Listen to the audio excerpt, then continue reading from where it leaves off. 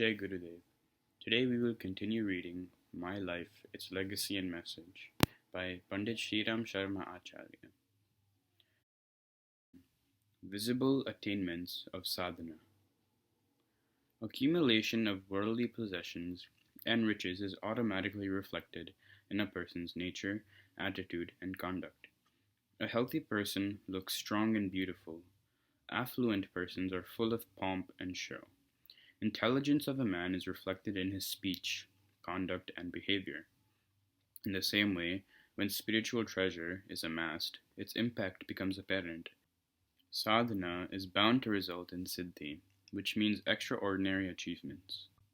Even ordinary persons attain success by dint of their industriousness and resources, but the success attained in the spiritual field is exemplary and unique, and it cannot be attained by solitary efforts of an ego-centered person.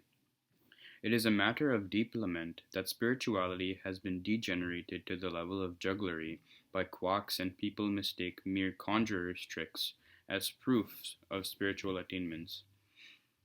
An acrobat displays his acrobatic feats so that people may be dazzled, amazed, and surprised. He thus gets tumultuous applause and earns money. But none of these feats fulfill the purpose of doing any public good. It is simply a means to earn a livelihood. There are several persons amongst the so-called saints who, by showing such magical stunts, strut about as persons of great spiritual attainment. Simple people are often heard having been cheated by some persons by raising a hand in the air and producing cardamom, sweetmeats, etc., or professing to possess the power of doubling the currency notes. It is foolish on the part of the common people that they are unable to distinguish siddhis of the spiritual plane from mere jugglery and miraculous stunts. It is essential to understand the fundamental difference between the lifestyle, morality, and daily routine of a siddha purusa or a saint, and those who are mere jugglers or acrobats. Sadhana, which leads to siddhi, means undertaking specific tasks which are related to the overall welfare of mankind, and which are so great and extensive that a person cannot accomplish them single-handed through his own strength and efforts. Still, there are people who have enough courage, who go ahead and ultimately accomplish aims which initially appeared to be unattainable. In due course, they get people's participation also. Spiritually, awakened souls move ahead, even in the absence of resources and cooperation, and believe in rowing alone their boat across the river with the help of self-confidence and faith in God. Ordinary people have a different mentality. They undertake a work only after they are convinced of getting resources and others' cooperation. Siddha persons engaged in sadhana have been accomplishing great tasks. This is the miracle of their siddhi. To initiate a movement for independence, Samarth Guru Ramdas inspired a Maratha boy and placed him at the forefront. Buddha launched a worldwide ethical awakening movement to eradicate corruption and spread it throughout Asia. Satyagraha movement started by Gandhi with the help of a handful of persons by preparing salt at Dhurusana, spread throughout the country. Everybody knows how extensive and successful was the Bhudan movement, which was started by Vinoba. Scouting, Red Cross, and similar other movements have initially started on small scales and steadily spread worldwide. Vanasthali Balika Vidyapith of Rajasthan, Baba Amte's Save Sadhan for persons suffering from leprosy are shining examples of such works. There have been several instances where availability of expertise, resources, and cooperation was almost negligible in the beginning, but by the sheer strength of will of the pioneer, the momentum of the movement was kept up, and the work continued moving forward with whatever resources and cooperations were available. Thus, behind the fulfillment of righteous purses, one can have a glimpse of the process of attainment of siddhi by sadhana. One will not be disappointed if he finds out siddhis attained by me as a result of sadhana. In the beginning, people termed it as foolhardiness and warned me that I would be laughed at and ridiculed, but I had unflinching faith in God, who had inspired me to take up that work in hand. Determination to do work for public good and firm faith that it would be backed by divine help will provide strength of perseverance to a person who is free from greed and allurements. When the energy of sadhana matured in the form of siddhi, it was decided to channelize it in fulfilling timely needs. The work was started. It appeared as if everything was pre planned. Several persons in the beginning termed it as sheer madness and misadventure, but when all these efforts started bearing fruit, they conceded that it was the siddhi of sadhana. All of these acts of madness are summed up below. Number 1. Taking a pledge at the age of 15 to perform 24 Gayatri Mahapurusha Charanas along with several self imposed restraints for 24 years and fulfilling it without faltering. Number 2. By the way of Purna Ahuti, a Sahasra Kundi Yagya was performed at Madura in 1958, in which 4 lakhs Gayatri sadhaks were invited, and all of them attended. Arrangements were made for their stay, food, and etc. for 5 days free of charge. A huge Yagyasala stage and pandal were erected, and 7 temporary townships within a radius of 7 miles were set up.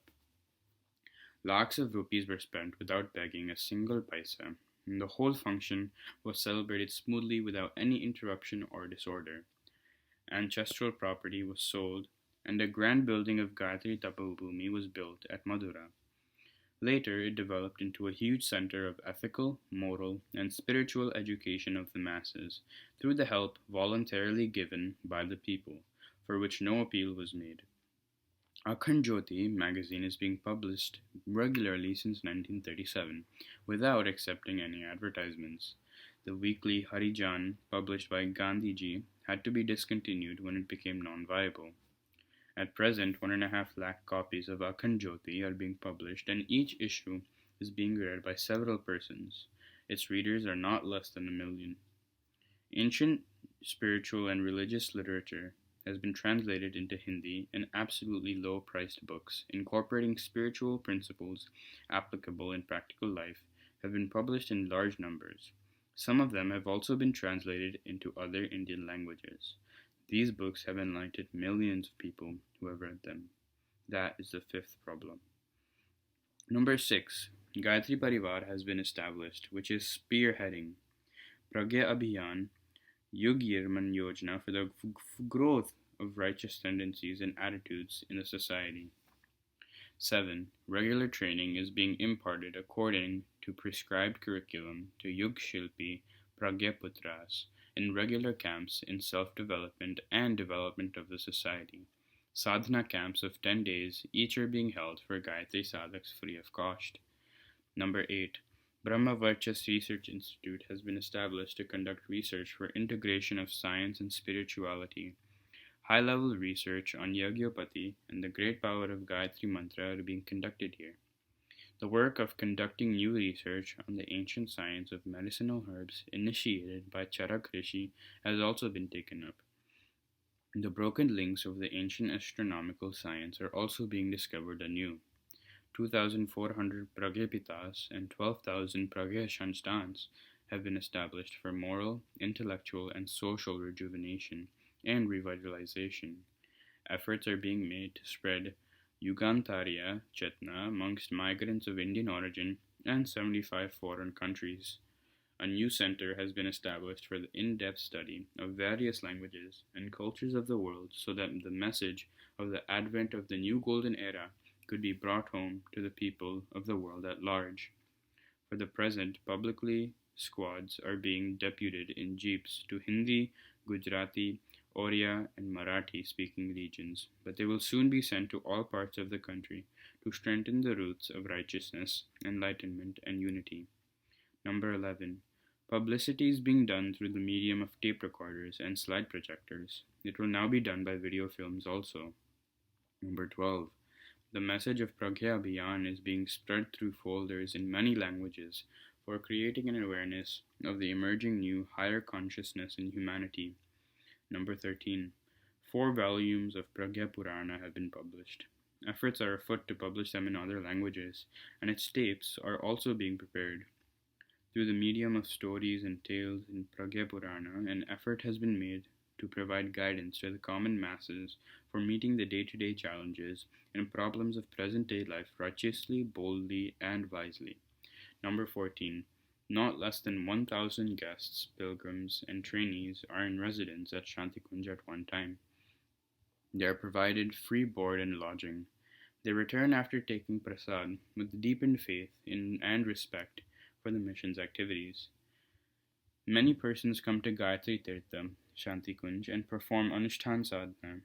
This has helped them in their inner self growth and getting rid of evil tendencies and molding their lives in accordance with perennial principles of truth.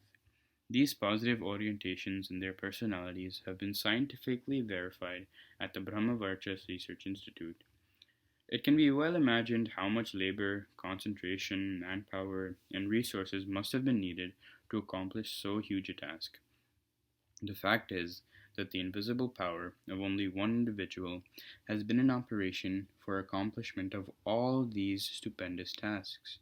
The method of begging money or raising funds through contributions was never adopted. Everybody knows what pressures and persuasions are required to be used in collecting money these days. But here, everything has been done voluntarily, on the basis of cooperation. This is the only mission which functions on the basis of individual contribution of 10 paisa in Gyan Ghat and a handful of food grains in Dharma Ghat per day by the devotees. Everybody who contributes this insignificant amount feels a sense of belonging to the institution, which is functioning by his help and cooperation. The organizers are also ever so cautious to spend every paisa after careful consideration. Thus, an intimate relationship of cordiality and of close affinity is established between the members and the organization. This is the secret behind the success of this mission. No other organization has as many selfless, trusted, and contented workers of great caliber as are found here. Everyone associated with this organization has tested it and firmly believes that the soul of a Brahmana is luminously at work here. Millions of people had abandoned their homes and had become the disciples, Parivjaraj, of Buddha. Those who participated in Gandhi's Satyagraha did not ask for any remuneration. Similarly, Pragya Abhiyan is the rare example of an organization in which thousands of highly qualified, full-time workers are working for the mere mission on food and clothes. It is indeed a unique miracle, wrought by the divine energy of Siddhi, through which so many people, manpower, money, resources, and spontaneous cooperation are at large flowing to the mission. I had to go to the Himalayas a number of times in the past in the direction of my Gurudev for performing sadhana in solitude. People link these journeys with something miraculous. They believe that the Himalayas are the abode of miracle performing things and realized souls. In fact, I had to go to the Himalayas to become more introvert. The exterior life of a person is dominated by outer events, but his inner life is influenced by feelings and sentiments. An illumined mind and a loving heart constitute spirituality. The rat race for gratification of desires and amassing of material objects is materialism. Since I have dedicated my whole life to demonstrate life-affirming spirituality while outwardly leading a normal worldly life, it became essential for me to occasionally retire into solitude, with a view to nullify any influence of materialism on the exterior life. An effort was made during my Agyatavas, living in solitude in an unknown place in the Himalayas, to bring the soul as close to God as possible. The most important aim was the cultivation of elevated, sublime feelings and sentiments which do not need the support of persons, resources, and favorable circumstances. In whatever circumstances one may be placed, the mental makeup has to be so molded that it may be possible to visualize the deeper reality beneath the facade of superficial phenomenon. It is then that one feels immense joy and bliss and is able to see and visualize the presence of God everywhere. Those who have an occasion to read my book, Colleagues in Solitude, must have understood how one can have the experience of Sat, Chit, and Ananda by living a divinely inspired life. This is also a Siddhi. I always remain deeply absorbed in happiness and bliss like God living in heaven, although apparently I am leading an ordinary life of the world. End of chapter 10. Jai Gurudev.